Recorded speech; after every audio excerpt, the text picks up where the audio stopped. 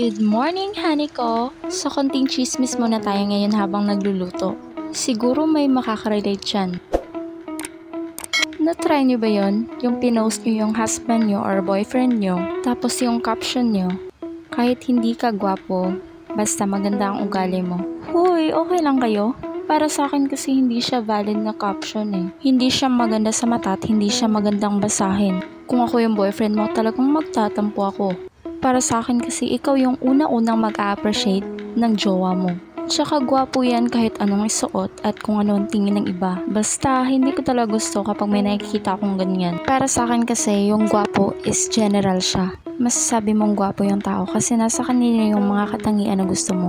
Mabait, maalaga. Alam mo yun, yung ipaparamdam niya sa'yo na mahal ka niya.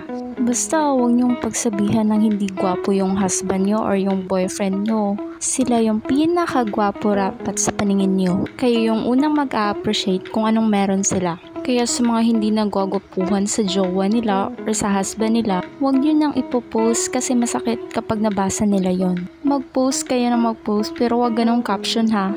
Alam mo yun, kahit mukhang okay sa kanya pero deep down, may hinanakit na pala. Kaya isipin muna natin bago tayo mag-post ha. Hindi lang sa ganitong bagay pero sa lahat ng bagay, sa lahat ng pagkakataon. Buyers!